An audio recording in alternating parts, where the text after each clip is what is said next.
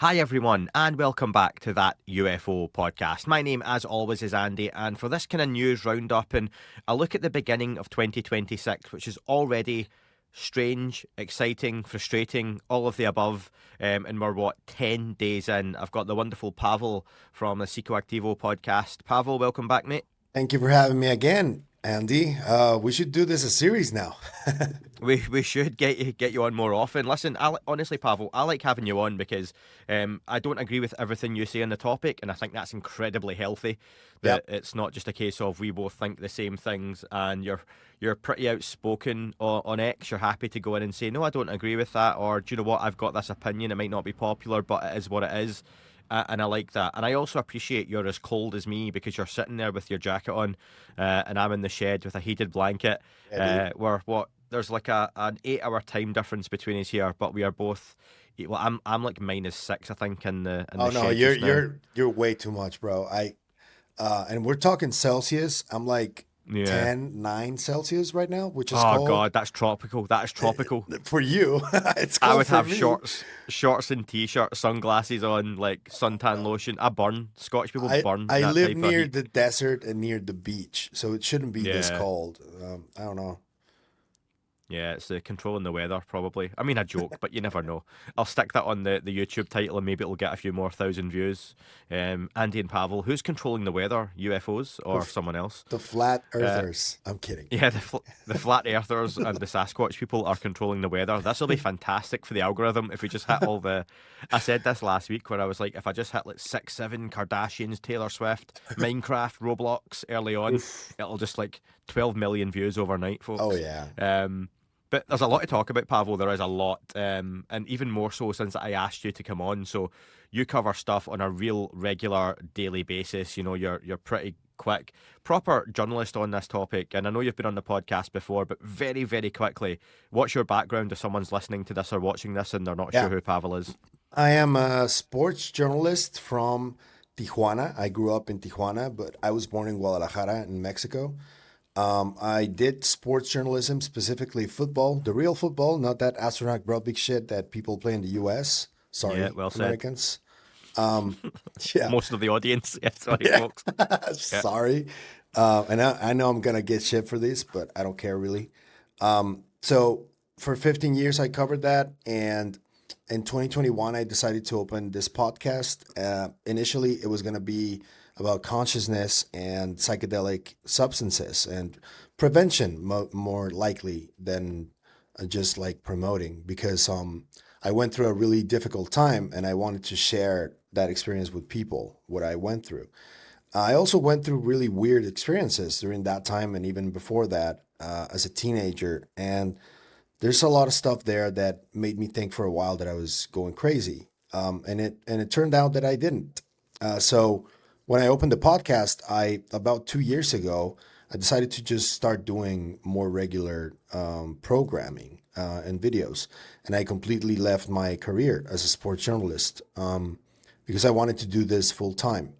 And now that I'm doing it, there's a lot that's happened so far that is getting weirder by the minute. So that's about it. Yeah, and if people want to hear a little bit more of background, jump on Pavel's first appearance on the podcast. But Pavel, I like having you on because we're going to talk about a lot of news that's going on, some of the stuff that's happening online. Do you know what's funny? I say that everything happens online now. It's not as if Yeah, things are just exclusively it's a the real different world reality. it totally is. It's like, like you see Wally and they're all plugged in on their computers and they're all fat and they're all just going round and Yeah, we're that's go. that's very much where we're heading Yeah, towards. Like, yeah, yeah. um, I at least those always people think were about warm. that. Yeah. But listen, I'm going to I'm very rarely do this, but as the guest, where do you want to start? Pick a piece of news and let's go for it. I've got a load of topics down here. I think that Grush calling out Clapper and also the film Age of Disclosure, he called it out. That's the way I saw it. I think that would Yeah. be a good way to start, I think. Yeah, definitely. So, David Grusch on Megan Kelly show. It was like a two-part interview. There's about 12 minutes of actual interview if you go between both parts. But yeah, I agree with you. He made some interesting comments. Clapper is in the age of disclosure. Major name in the UFO topic, and the way Grush put it across was Clapper was a major get for the documentary. Everyone thought that when they first saw his name attached to it, but he's very coy and aloof, and he sort of plays off in the documentary, the few comments he makes, that he's kind of aware of this legacy program. It's like, yeah, I've heard about it and it's important, and people, look into this stuff. Grusch more or less just went, no, no, no, no, no. This guy was managing the legacy program. This guy put people in place to manage parts of the legacy program. So yeah, he threw a bit of a spanner in those works there. And again, you've mentioned, Pavel. I called this out when David Grusch says quite early on, I've not seen The Age of Disclosure. Just a few I found that clips. really interesting. Yeah, a few clips, because I felt when they set the piece up, Megyn Kelly was almost introducing it as, you're going to come on and talk about Age of Disclosure, as if they expected Grusch to be like, yeah, it's fantastic, it's brilliant, it's this, and he just goes, yeah, I've not seen it, I've seen clips, and that, I think, surprised me, surprised probably Megyn Kelly and the crew. What was your take on that? Really surprised at Grusch not having seen it. Well, I already knew a bit about what was going on in the background with Dan and the whole way in which the movie was put together when Grush said that. And um, let's, Expand on that, Gona. yeah, let's just say that Dan didn't exactly make a lot of friends while he was doing that. I would guess That's that it's Dan Farah. yes, Dan Farah. I would guess it's because of the secrecy that he had to keep. There was a lot of people that probably weren't happy with that. And to me, it's pretty clear, and I don't know if you agree, that this film is not telling the full story of what's going on. It's just telling a part of it. And in my estimation, I think that Grush wants for the full thing to come out, not just for parts of it. And that's one of the reasons I support what he does. I think that Matthew Brown and Dylan Borland are on the same boat on that. And there are other folks within this movement that want it to be in a controlled manner. They fear societal disruption. And we just saw, like a couple of weeks ago, Dylan Borland himself said that the societal disruption, or the like catastrophic aspect of disclosure, wouldn't be against like the population. It would be against the established institutions. And he said that the petrodollar was going to be at risk if total disclosure happened. And I think that's where the discrepancy lies between these camps that are both seemingly pro disclosure, but each of them want them in a certain way. And anybody who tries to do it in another way that gets in the way of their way, sorry for the mouthful, I think that's where the problem lies, I believe. I really struggled, Pavel, to get people to watch this for me who aren't into the topic. Um, and I asked quite a few people. I said this back at the time when I was going to review it, that I had a few folks were going to watch it for me. I've got one friend who did. I'll jump in and try and find their stuff while we speak. I actually yesterday was speaking to a friend of mine who I work with, and she listens to this podcast now because I worked with her and she's picked it up in the last year or so, quite into the topic now. And she said she fell asleep during the documentary. She said, and she's not someone who's entrenched in the topic. She literally knows about it because of working with me and listening to this or watching this. So hi, Donna, if you're listening. But she said she didn't learn anything new that she hadn't heard on this. I imagine anyone who watches you, Pavel, will not have learned anything new from the documentary. Now, you can say it wasn't for us, it wasn't aimed at us. I still struggle to think that most of the audience who purchased that documentary were not the UFO community. Yeah. I really do believe that. I think most of the public who'll have picked up on it was the social media side of things, and that's just where we are, I think, in 2026 now, getting the year right. What do you think? Actually, let me start here. You mentioned it wasn't the whole story. That's something I definitely agree with. It certainly seemed one element of the story. In some ways, it was an extension of Luis Elizondo's experience and his story, but it really seemed to miss off a lot of the OSAP background, any detail on ATIP. I suppose the argument there would be, well, how far back do you go and what directions do you go when you're covering a 90-minute documentary? That I'll say again, it was very dry. and I think a lot of folks have said that in terms of content, even for folks who weren't initiated. But where do you go with that documentary? What would you like to have seen included? What's missing from it? If you had to pick maybe 3 things or 4 things. For me, the three central things are, yeah, the crashes, yeah, but also contact and abduction experiences. I think that should have been covered, even though I know there's people that say, no, it's too soon, fuck that. I think it's a disservice to people to tell them, oh, no, you're not ready for this, especially if it's something that important to know. Like, there's people that have been reporting for decades that they're being abducted since they were children, many of them. That's something real that people have reported for decades. And that needs to be discussed. And the fact that Dan made this decision, Farah again, to not include that, for example, that was a mistake, in my opinion. And also not including the whole Hal Puthoff Stargate group that has been doing this stuff also since the 70s, I think.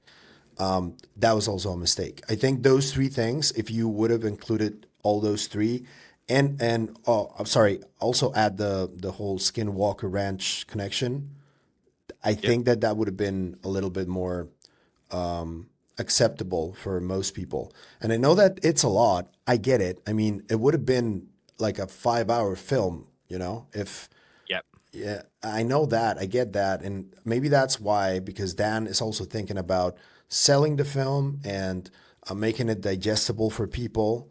I think that in terms of sales, it did do well. So Dan Farah did get what he wanted initially, and he has a lot of control over many IP related to this topic as well. Yep. So I don't know. It's just maybe he's going to release it in different parts, different types of media, but just release this and hype it up as much as you did, and not deliver really, because it just painted a really dire picture of what's going on. And I don't think that's all that's going on. This documentary was hyped and sold on the cast and who was going to be in it. Perhaps less about even what was going to be said, but wow, look at all these folks: Rubio, Gillibrand, Clapper. Do you think if they had included, say, a 25-minute section on abductions, that those people would have sat in that documentary still? I guess it depends on the abduction experience you talk about, because they're so varied. Um, Or even experiencers? If you've got some of Probably, the folks probably who if sit you in. if you had sudden if you had done an interview with Dr. John Blitch, for example, I think that Mhm. that would have made a difference. I think, because of his credentials and everything, because that was the angle, right? Like, they wanted credentialed people from Yeah. the government. This guy was part of the group that some of his people, I believe, were involved in nuclear capabilities, and right after 9/11. So this guy is Yeah. like the real deal. So I would have included John Blitch, for example.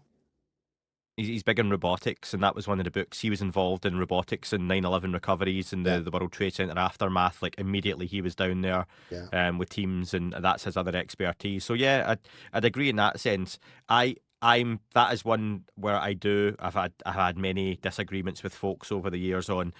I see why the public aren't at that stage yet to have that conversation, to see that move the needle, because I don't see the conversation we're having right now. And I still think the biggest thing we've had since 2017, or even maybe ever in the UFO topic, top 3 at least, is David Grusch coming forward in the position he was in and saying what he said. Let me just tell you very quickly, because I've not read this out before, Pavel. So my mate Gareth, I've got a couple of Gareths. I don't think this one will be listening, but I asked him to check out Age of Disclosure for me. So this is what he said. I've long been a believer in UFOs. I went through a phase where I was borderline obsessive about them, but as work and family pressures have increased over the years, that obsession has softened into a steady curiosity. I still want to know what's going on, just without the burning compulsive need for answers.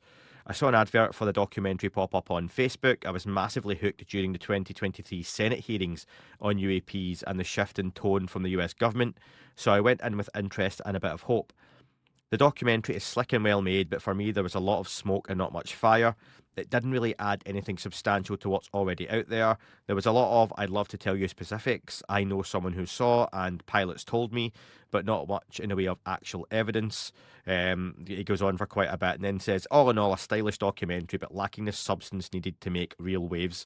So there's someone who's like not heavy into the UFO topic or involved in it massively, doesn't listen or watch this. And I know Gareth, but he's had a passing interest. He's watched it and went, so I think that's been a big thing for me with it. I agree it focused in on that one angle, but like going back to that experiencer thing, I don't feel the public's in a place to have that conversation. But then it's how you. I think there's a gap needs bridged to get to it. I still feel from where we are now, there's a missing link that we have to fill in and have Can something I in there. can I push back on that a little bit? Yeah, yeah, go for it. Um, I think that the majority of people really do have memories that are repressed about stuff that they experienced when they were little, even older. And I disagree there. Like if people who are experiencers start talking about this more publicly and openly, a lot of those repressed memories are gonna come back, and um, I think that it's gonna have a different effect. I don't think that they're not ready. I think that a lot of those memories are dormant. And because I always use this example. Do you remember? Oh well, you were probably a kid or maybe not even alive by then. But back in the '80s when Whitley Strieber released his book, the effect that that cover had on people, I think that something similar could happen if somebody in like a really public setting, like one of those films, comes out and talks about their experience. I think that could have a potentially a similar effect to that cover from Whitley's book. And again, you think that people probably are not ready. I honestly disagree there because I think most have had experiences. They just don't talk about them. I don't think most have. It's hard to pin a number on it either way, right? It could be a big minority, but if you look at going public, what does that mean now? So going public 25, 30 years ago meant major mainstream news, like in the UK, like kind of 6 o'clock, 9 o'clock were the two big news times in the UK. I think that's gone now. That you news is 24 hours, 24-hour cycle. You can pick up your phone and find out what's happening instantly. I've got a few major news organizations. I get alerts, as I'm sure most people do, so I can see instantly when something's happened. You've just had, and this segues a little bit. We don't have to move completely into it, but American Alchemy gets millions of views. Okay, Joe Rogan, millions of views. Experiencers, Chris Bledsoe has been on those shows, so that is mainstream, Yeah. and yet it's not moving the needle outside again of certain communities just having those discussions, and even looking at Bledsoe's stuff, which I want to talk to you about anyway, so we can move on or keep in the general. We can jump all over. Fuck it, who cares? Yeah. With the Bledsoe stuff, that's even within the UFO community caused a lot of shit. And I seen you getting involved in conversations, and I made some thoughts on it as well. Seen a lot of people online arguing back and forward, where you've got someone sharing their experience, but it seems to have maybe grown arms and legs, Yeah. as they say here, and moved on a little bit since then. So maybe we have had folks share their experiences. I mean, Strieber's pretty mainstream. Most folk know that. It was the basis of the fucking South Park pilot show. I've mentioned on here many times, that the whole anal probe joke is from Whitley Strieber's experience.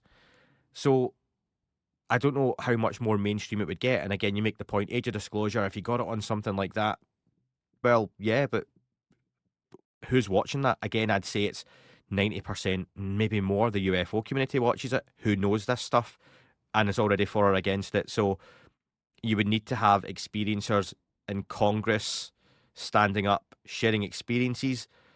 But if you've got testimony in Congress of people standing there saying, I worked on craft, I know people who worked on craft, there's been retrievals, there's been bodies, and that still doesn't get the general public at large, I don't see the experiencers being in Congress and speaking about it is going to do that, because it's almost like a subset of the topic.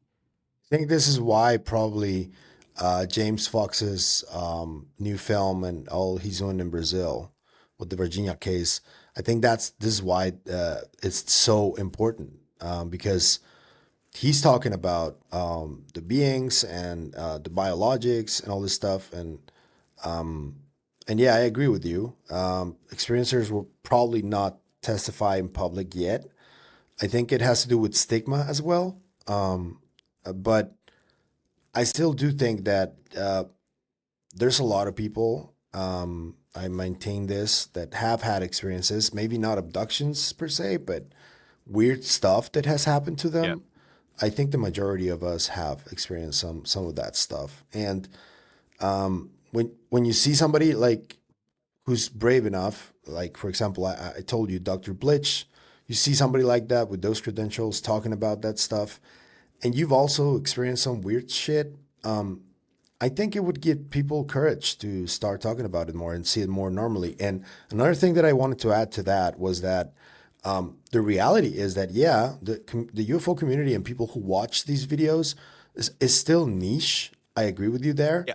but I think it's growing, and every day, like you mentioned Jesse, also Chris Ramsey, and like Third Eye Drops, and people like that. They're like in the hundreds of thousands of subscribers now, and millions of views, and they keep growing. So I think there's new people coming onto the conversation, and that's because of, for example, grassroots efforts like you, James Yandoli, people that really started at the beginning of the podcast world in UFOs, and it just keeps growing, and I think it's gonna keep growing, man. Even though it's maybe a little slow paced, but I think it's gonna keep growing.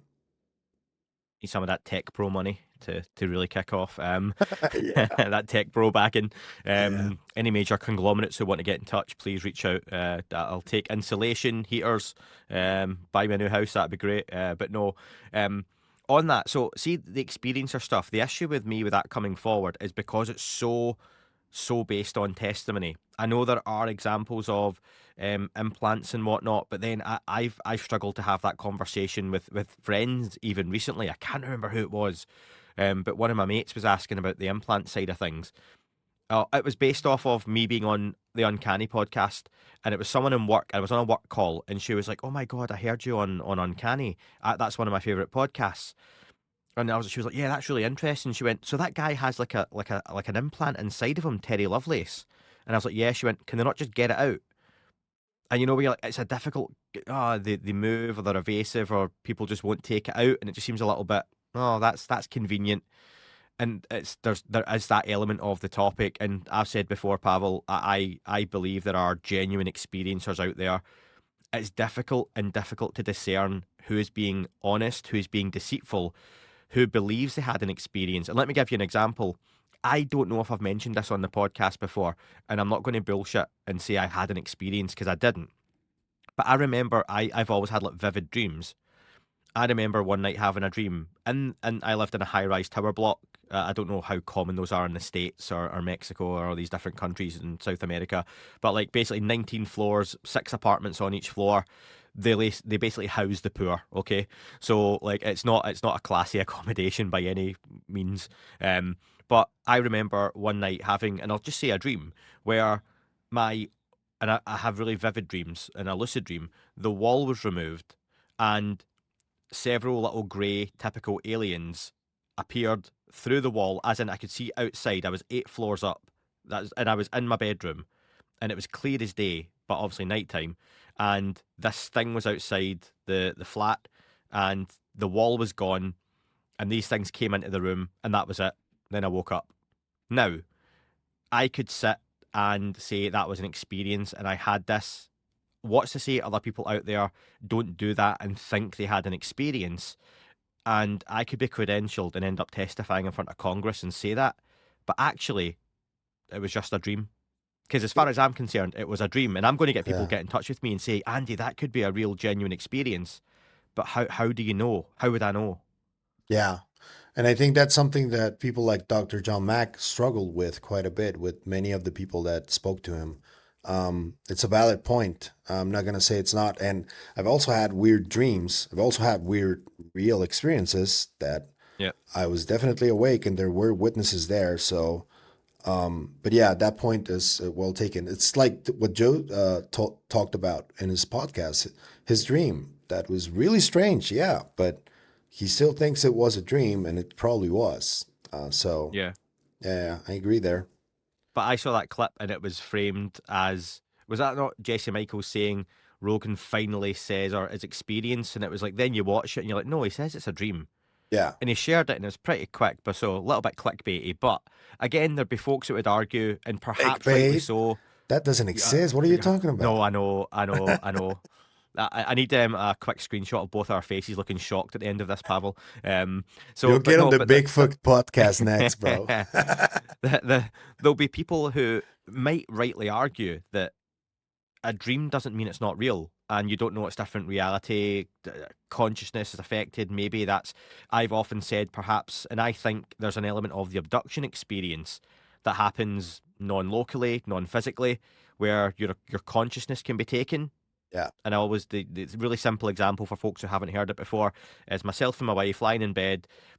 She could be awake all night looking at me, see I've not moved, I'm just sleeping, but I've had an abduction experience and she wouldn't know it because your consciousness is gone, but you're not. So maybe that has an element to this, which is, but again, I think that's the point. That's why I wanted to have you on that whole. How do you get there? I still think there's a bridge that needs a gap that needs bridged to have that conversation publicly, because I still think the basic conversation is a bit of a fight, and perhaps we're getting there with the, you know, between Age of Disclosure, Disclosure Day, the Spielberg movie. I know that's something you've touched on your podcast. yeah. You talked about the Beatrice Villarreal and the click noises and stuff like that. What's your take on Disclosure Day, the movie coming out, the timing of it? Is this just, Pavel, a blockbuster movie on a topic that's kind of hot, which is, it's been hot up and down, um, but it's just a good time to have it from a guy who likes making big movies, or Well, is there something more to it?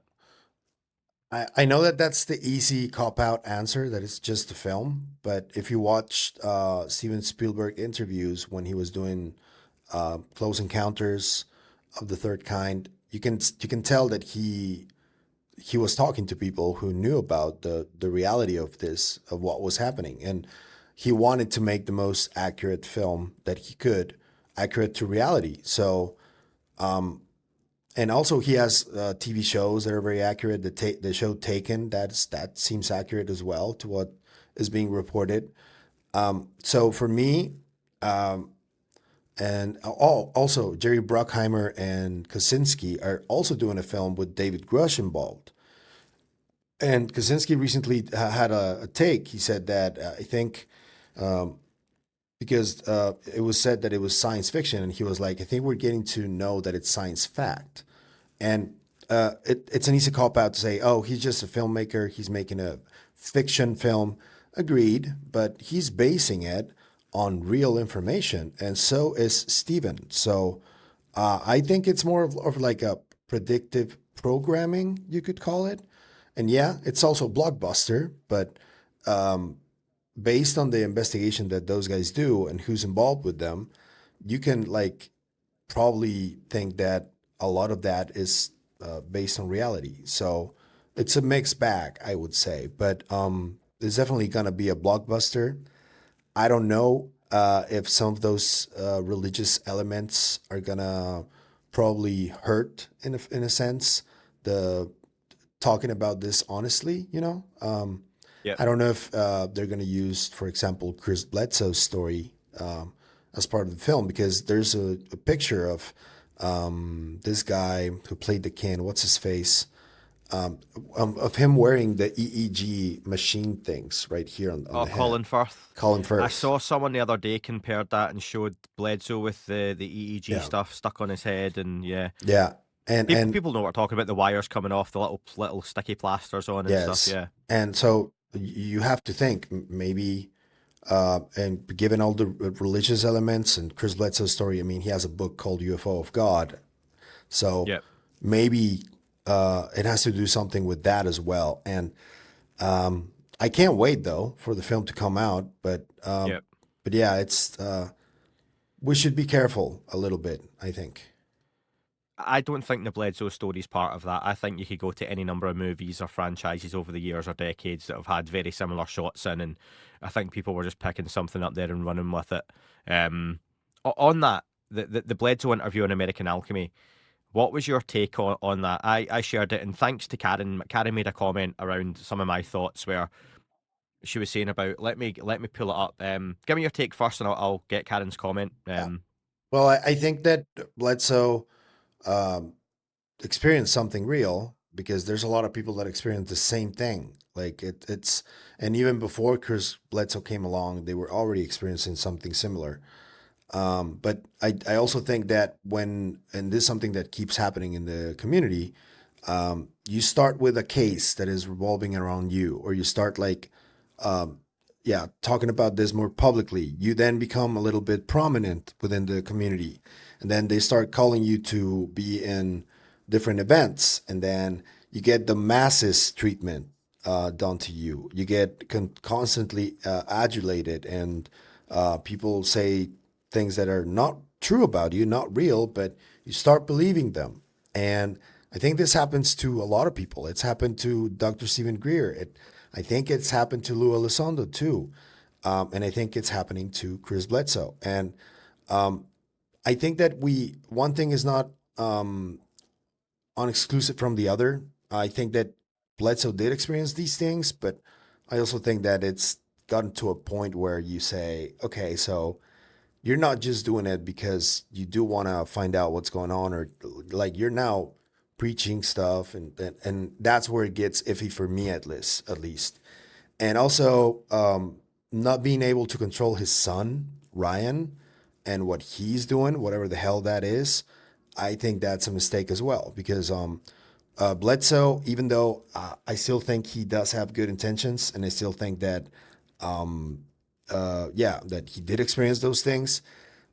His son is like talking against other people's beliefs and other people's experiences, and saying that only what they are experiencing is the truth. And that's a slippery slope towards like something not good, I would say. And I think that probably Chris ought to talk to his kid a little bit and tell him to calm down a little bit, and maybe even apologize, dude, because what he said about experiences was pretty shitty, man. Honestly. I made the comments that I'm not a fan of anyone in this topic who has like an absolutist view where if you don't listen to me and what I say and you try and listen to someone else's opinion, different narrative, then that's wrong and that's not the right way to do it. You know, Pavel, if you were telling people on your podcast, you know, I'm reporting this news, don't listen to anyone else. Don't listen to their take on it. Don't If I've not covered it, it's not worth covering. You know, if it's not my opinion, then it's wrong. I know better. You'd be like, well, fuck you, Pavel. Yep. That's you know, come on, Yep. and that's not what you do at all. And I don't like that idea. I've seen the clips people shared online of Ryan's comments, and I agree. But Chris Bledsoe also unsettling comment for me on American Alchemy of, you know, there are three types of people. There are people who can see these things, people I can teach to see these things, and skeptics who will never see these things. That's bullshit. That's utter nonsense. Even from my own sighting back in the 90s, my mum is as big a skeptic with this whole topic as come. She doesn't believe in it at all. Can I give you Um, my theory on Bledsoe? yeah, go on. Because I have a theory about him, about what's happening to every experiencer that goes through this. And I think it's linked probably to the work that Dr. Gary Nolan is doing and what he discovered in the brain.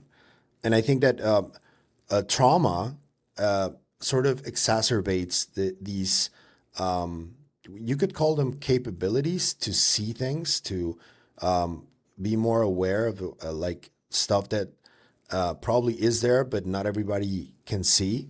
And this Yeah. goes back a little bit to John Keel's concept of the super spectrum. And I think that when Chris, what he's doing essentially is he is putting his framework, like what he understands, which is a religious framework, into this. But there's a lot of people that also see these things and they give it an entirely different interpretation. And I think that Yep. that's what's happening to him. Like his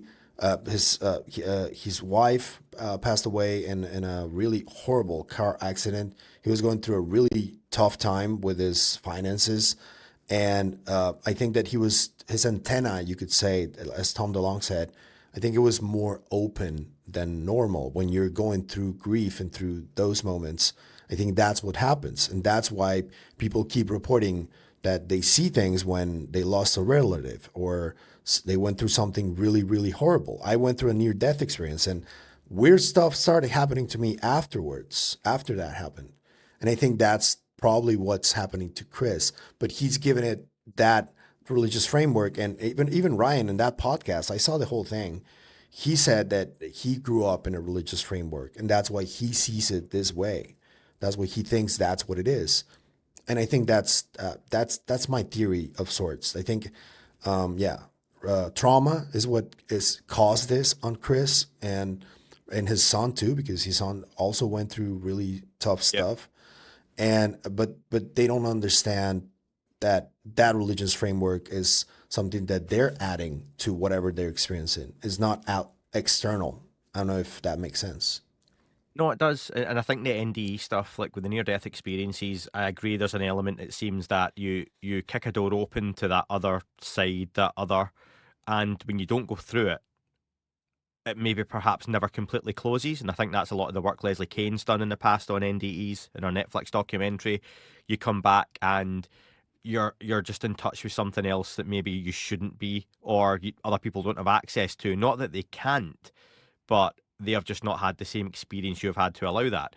Uh, There's an element for me though, and you mentioned greed as well in this, where good intentions to begin with, they have sources and experience, contact, whatever it may be, and then it just turns into a whole franchise of this is my ufology, and and I made the comment it sounds very Greer like, and some folks disagreed with that, others agreed that and I don't want to sound too disparaging when I say it, but there is a negative connotation, and I'm not going to shy away from that. It's my It is opinion. what I it could be is, wrong. bro. It is what Yeah, it is. and that's a big issue with me with this whole topic is the lack of people saying, in my opinion, or I think, rather than I know or this is how it is. So when someone sits and says, yeah, you either see these things, you don't see these things, or I can teach you, you are covering a lot of bases there, but there's a lot of stuff you're missing off. There's a Yeah, lot of grey areas, pardon the pun. yeah. Um, here's what Karen said about the Bledsoe interview. She went, I want to share a thought regarding the Bledsoe interview. I felt Jesse did a good job with it. When you listen to an interview like that, you really are there to hear Chris's perspective and interpretation. You may not agree with it, but it deserves to be heard fully and respectfully. From there, each listener can use their own discernment to form an opinion, and most people are grown up enough to do exactly that.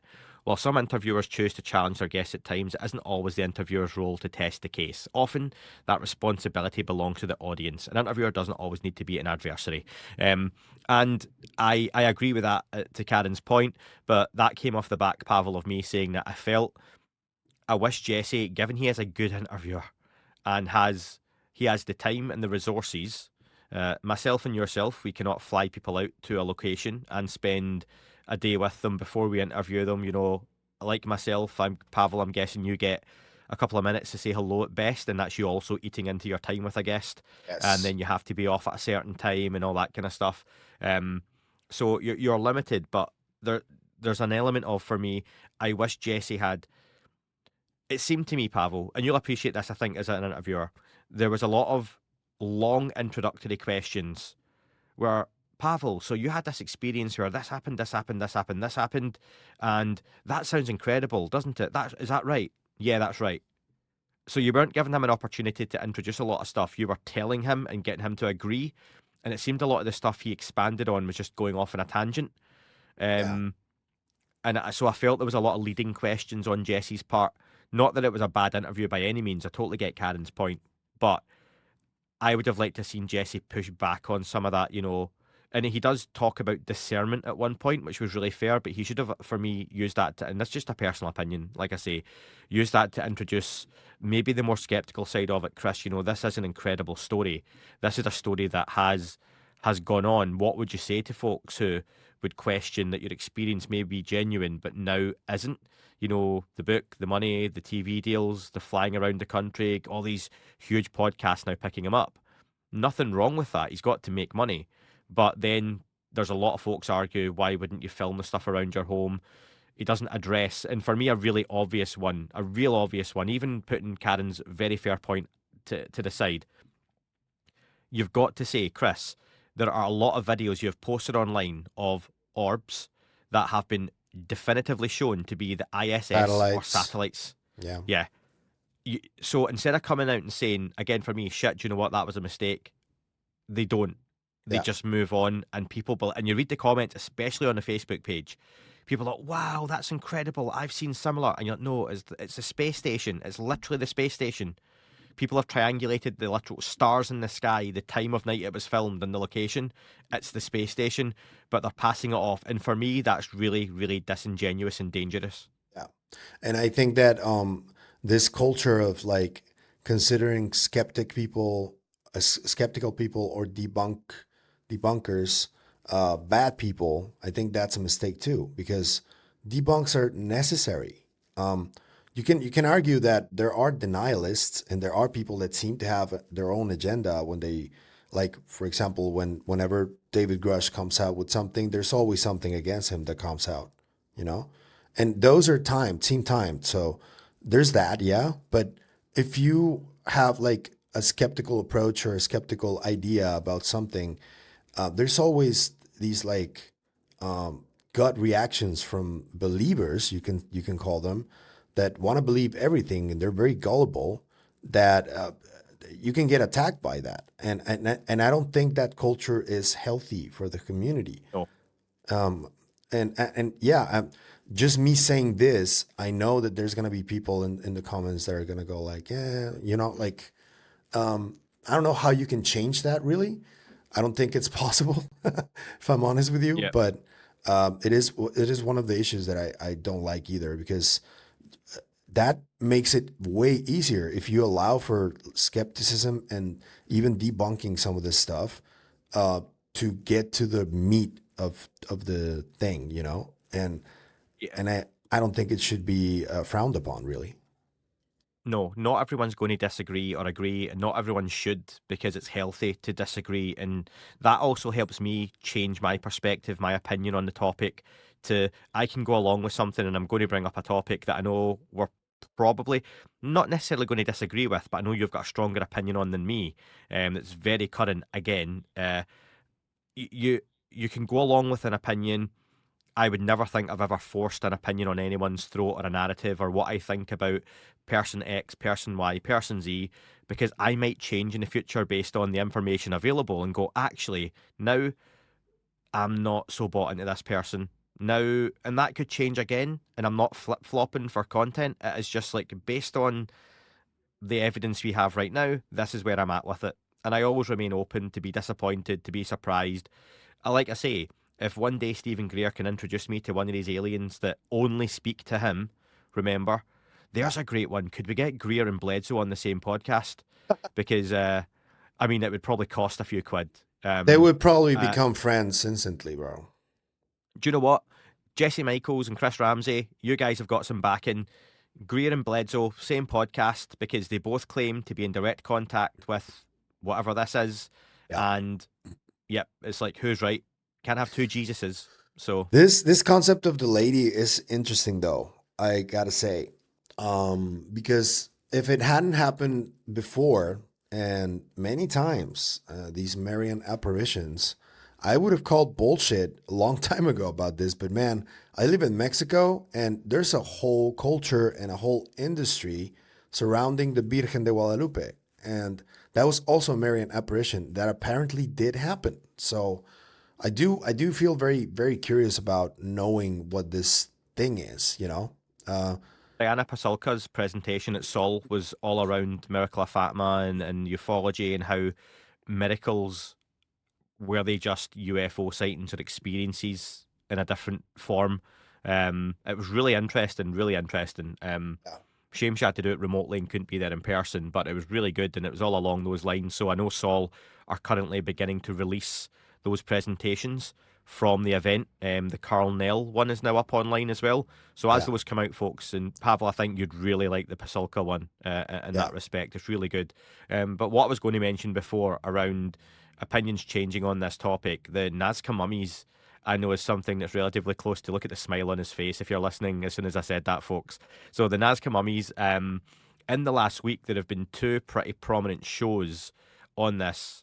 Incredible History, Yeah. and obviously on Weaponized most recently. Uh, Yes. Talking Will from Incredible History, who's been on the podcast, great guy, lovely to speak to, has done some work, some investigation, and basically, Pavel, correct me if I'm wrong here, had a doctor on with him, and they're basically showing that they feel the big mummies, folks, and this was one of the confusing things around it. You've got those little ones and whatnot, but the big mummies who look kind of like the aliens from the Alien movie, Yeah. Sigourney Weaver movies, best way to describe them for folks. They feel they have shown that there are human fingers that have been attached, and this is always one of the accusations that's been levelled, that these are just human remains that have been uh, put together through various different means with animal remains, and they think they've basically shown that these things are just mutilated human bodies and whatever it may be. So very much in the hoax category. I don't think you agree with that necessarily, Pavel. Is that right? No, it's not right.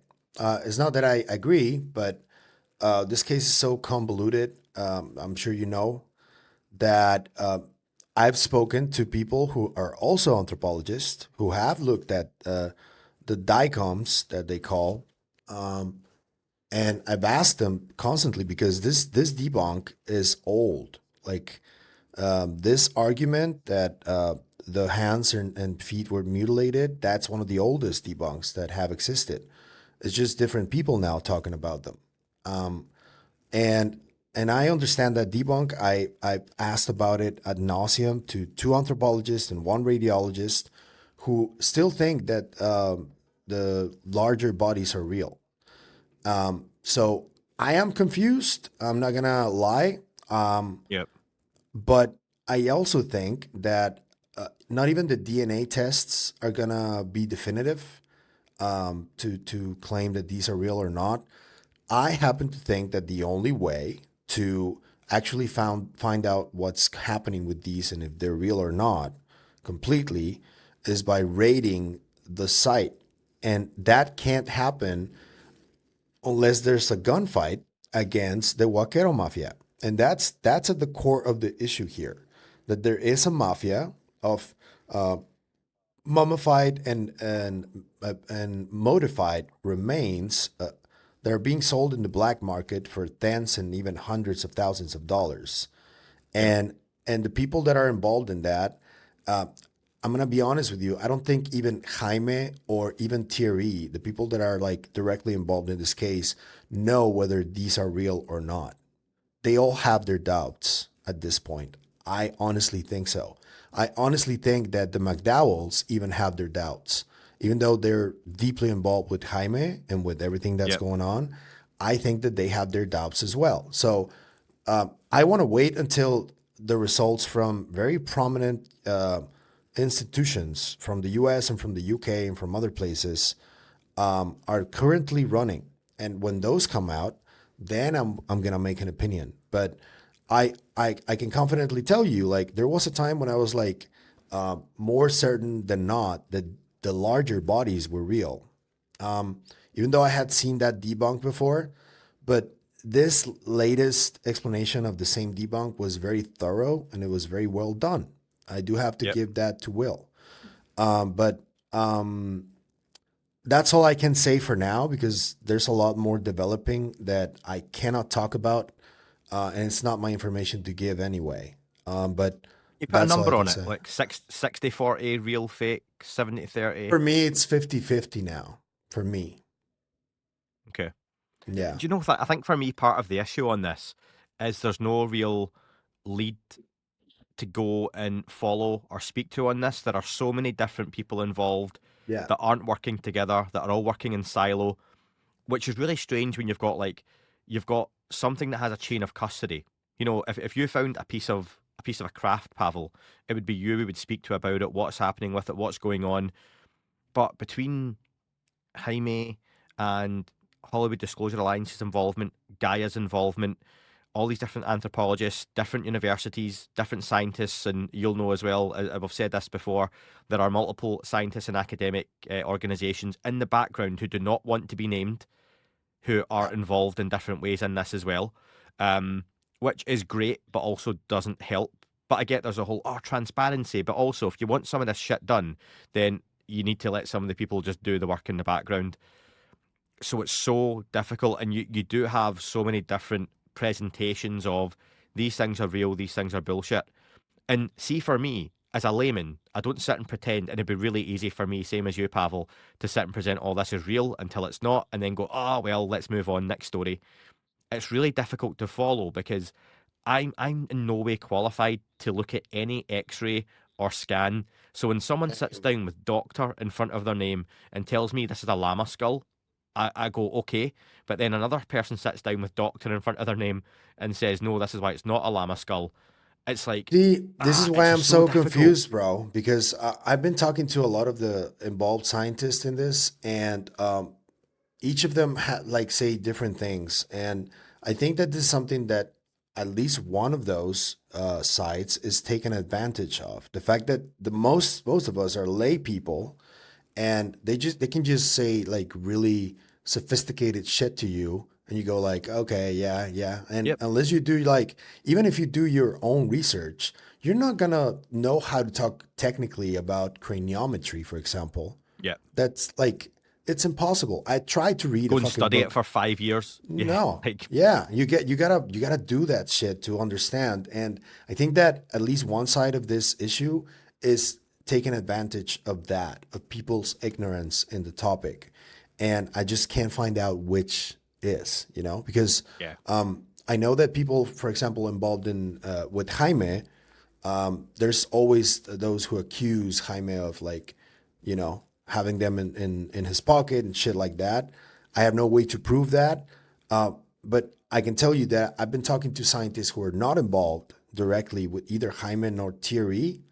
And at least one of them, who I really respect, he's an anthropologist. He's looked at remains for decades now, and he believes they're true, they're real. And he even has an account that he, in the 90s, he saw one of those alive. So that's what makes it difficult for me, because if you like look at the background of people that are talking to you and they seem believable, they seem credentialed, that's where I get really confused. So right now I'm 50-50, bro. Cool. Sitting firmly on the fence, which I can appreciate. And I think that's a Yeah. good place to be with this because I think I probably lean 40-60 in favour of it being fake. Folks. Yeah. But there's an element of just being used to that though, where do you know what, we've not had one yet. It's like Pavel giving me football predictions every single week, me putting a bet on and always losing. And you being like, no, one's going to happen, one's going to happen. Do you know what? I'm sure eventually one will. And I look forward to that day I win that money. But right now, I'm $200 in the fucking hole. So, Yeah. Pavel does not provide me with football bets, folks. He doesn't support any good teams for me to follow. I him suck on at that, so no way. Do you know what? Very quick sidebar. One of my things I changed this year, very few resolutions as such, because that's all bullshit. Sorry, folks. But I closed down my betting account Oh, because good man. I Good didn't man. lose a fortune, but I was putting on loads of money to probably win back the same amount. And it was like, wait a minute here. This is Yeah, fucking, yeah, yeah. Good it's call. all Good very well call. every so often getting £1,000 bet come in, but you go, yes, I've just recovered £880 I've lost in the last 6 months. So yeah, but that was one of mine. But listen, on that then, one final thing, Pavel, before you freeze to death and myself. James Fox, there has been a rumoured announcement coming out. When I spoke to him a couple of week and a half ago, he said it's coming soon. There will be an announcement really soon. I'm just not allowed to say too much about it. It wasn't an exclusive from me. Other people had heard the same thing from James. There was rumours for a while of a press club type event was going to happen, that happened back in 2001 with Stephen Greer and co. We have confirmation of that as of yesterday. The Yeah. full announcement eventually went out through the Anomalous Coalition, and that Yes. was because James Fox was having some issues getting things shared online. So they'd posted to say, we've helped James get it all online in one place.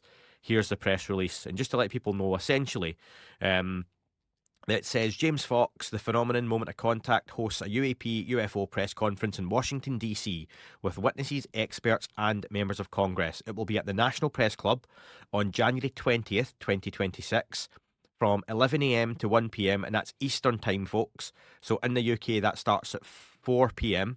To 11 a.m. to 1 p.m. there'll be Brazilian first-hand witnesses of a crashed UFO and live non-human beings.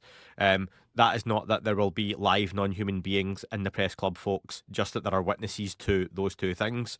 Just the way I read that might have sounded wrong. And that is the Varginha case, and I'll get to that in a second. And then 2 till 3, American insiders on crash retrievals, biologics, and calls for immunity for whistleblowers.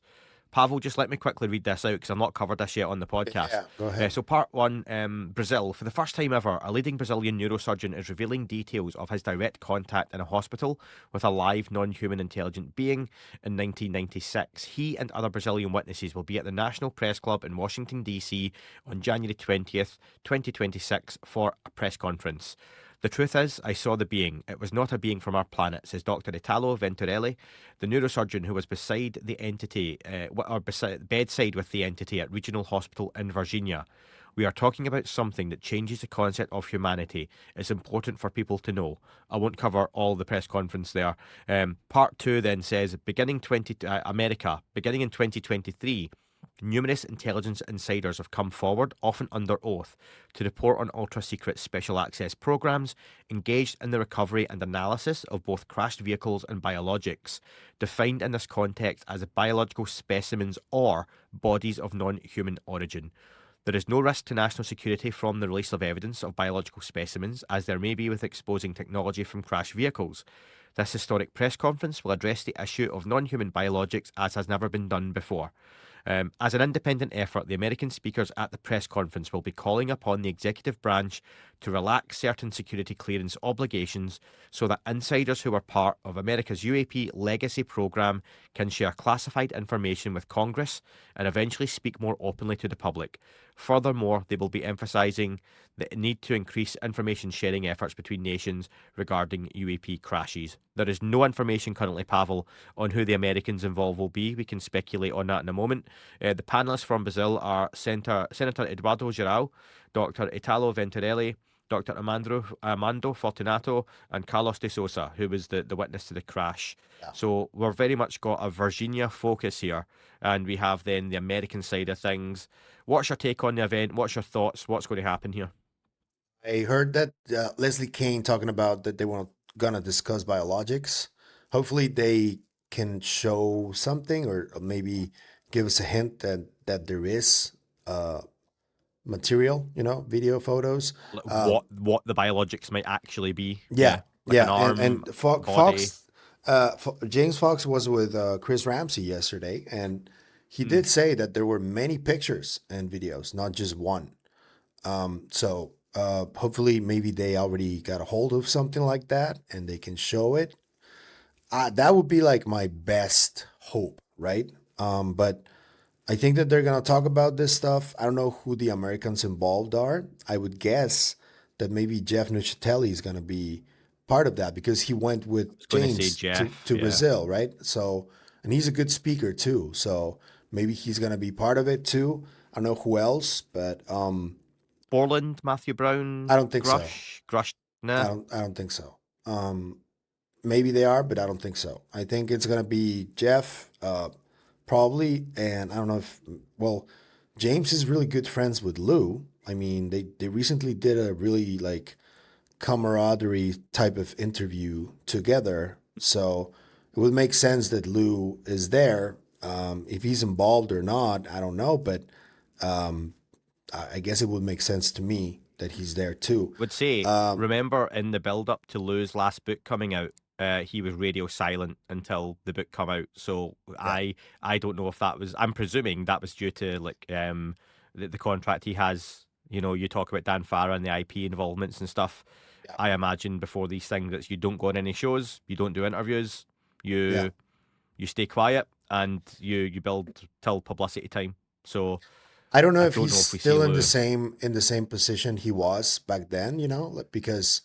Back then, I don't think he had control over what he did. Based on the recent activity, I've seen him more active on social media, responding to people, unlike in the past. So I don't think that's an issue for him now. I do think that he seems to want to get more involved. I mean, he just announced a book. He's kept saying that more stuff is coming, so he's gonna be involved in it. And the topic in general.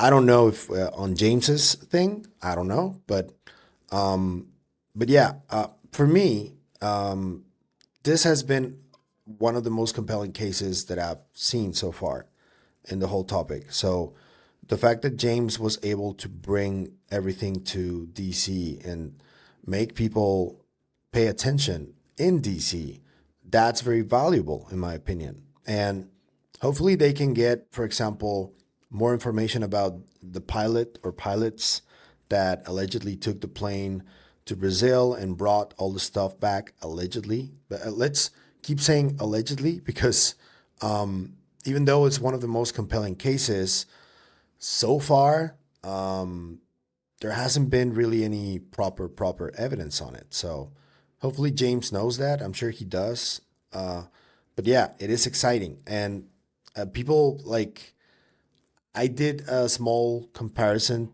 of the Stephen Greer conference to the James Fox that is now happening. It only goes as far as they both did a press conference about UFOs at the National At the Press venue. Club. Yeah, Yeah. but I'm sure it's going to be an entirely different thing. Greer's was very interesting, in my opinion, and important too. He did have a lot of people within the government and stuff talking about this, but that was a massive thing. This one, I think, is going to be a bit more petit comité, I think. I don't know if you agree with that. I think what would be good, I know a lot of folks, including myself, I reached out to the publicists involved and was like, do we know who the speakers are? Perhaps it's better we keep the speakers quiet and who's actually going to be involved so no one pulls out last minute, no one gets cold feet. If they do, we don't know, which is probably better. Dylan Borland was a surprise in the hearing. We didn't know Dylan till he came forward and his name was in that sheet. So perhaps that's a good thing and you can only kind of be surprised. I'm not going to go in with low expectations like I would normally say because I think James Fox, I've got a lot of respect for him, and I think he's a genuinely nice guy in this topic. I think his heart is completely in the right place, and if he's doing this with all the work he's been doing over the last year, couple of years, he's got like a young, a young kid and stuff. I know he loves spending time with, and he had to spend a lot of time away from his kid. I think he'll have put a lot of work into this, and he won't want to do something that comes across similar to remember when the Hollywood Disclosure Alliance done that event to show the mummies and it was like outside in a car park and the internet connections were shit and you had experts standing up and they showed a video of someone breaking one of the fingers on the mummies and it just looks so amateur. Yeah, James won't want this to be like that. So I think especially what we have now that we didn't have in 2001 is social media yeah, where people will pick this up, people will run with it. Can you get Rogan's eyes on it? American Alchemy will cover, Area 52 will cover. yeah. I'm sure myself and yourself will talk about it, Pavel, as will Yes. many others. I just hope it pushes things forward in the right direction. Like you say, it's an incredibly interesting case. I hope the fact that it's not a US centric case doesn't put people off in the States because that does happen where Yeah. it's a US phenomenon. It's not a US phenomenon. It's a worldwide phenomenon. We all know that. It's a really strong case. I hope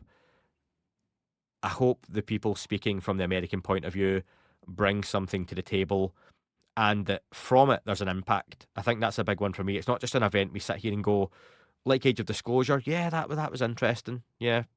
But nothing I didn't already know. I want there to be something and I think it's a stretch to think there are going to be any photos or videos like you say. That would be great. I would love that.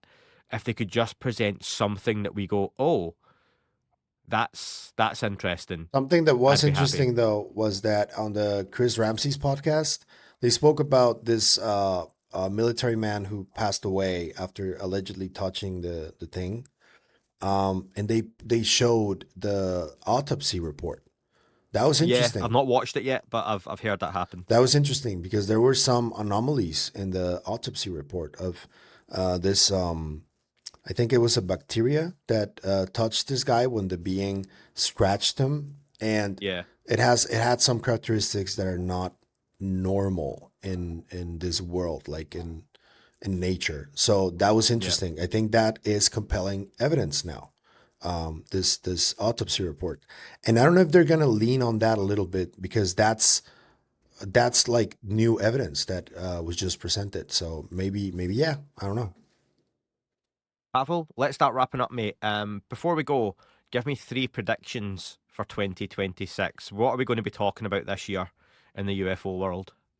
I don't do predictions, but I'll Give humor us you. 3 spoilers then. No, no, no, no, no. I think that the conversation is already happening, but it's gonna lean more into bodies.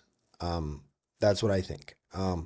And whatever you think about the tridactyls, I think that the conversation is also gonna be about the tridactyls, even if they're hoaxes or not, it's gonna be stronger, especially in the U.S. Um, so that's one. Also, we can include James's stuff there.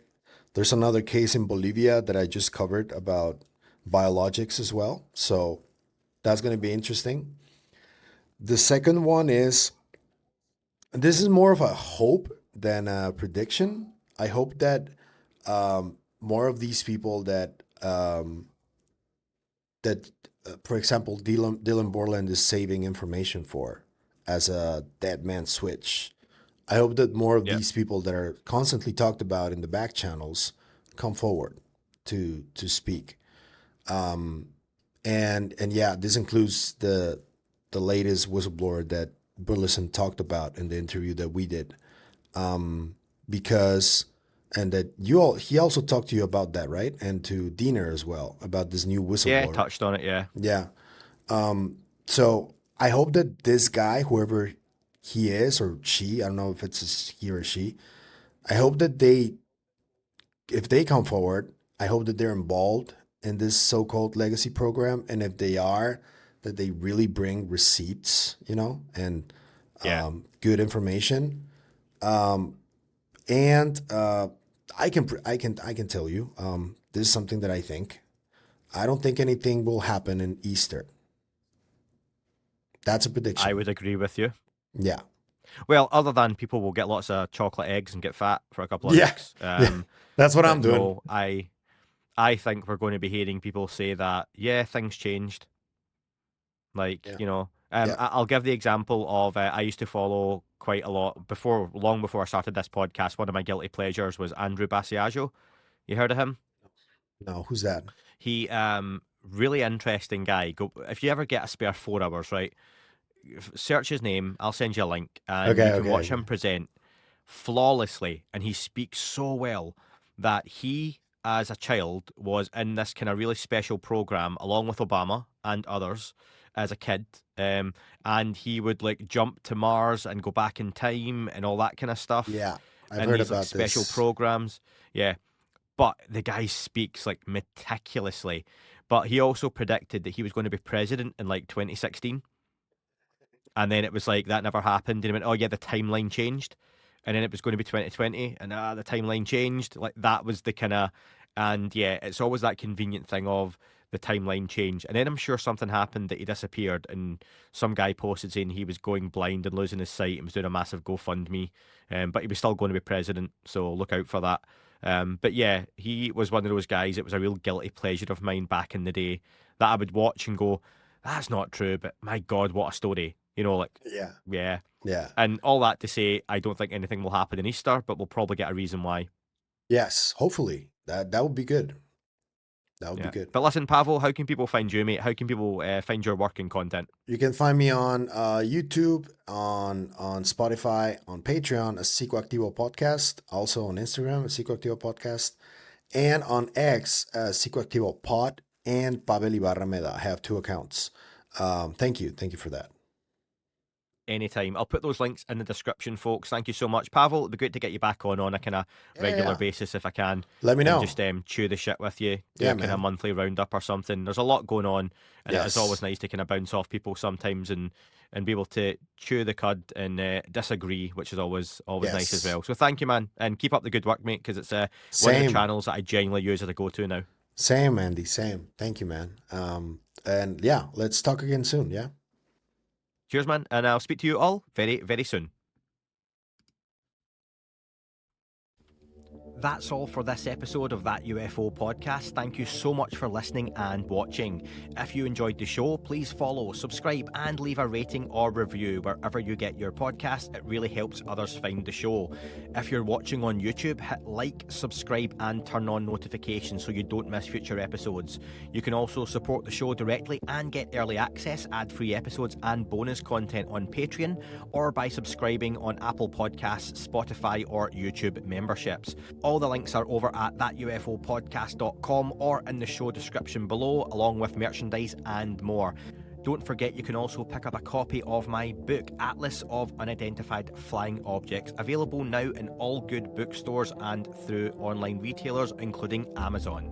Big thank you again to all of you for listening and tuning in. Until next time, keep looking up. You never know what you might see.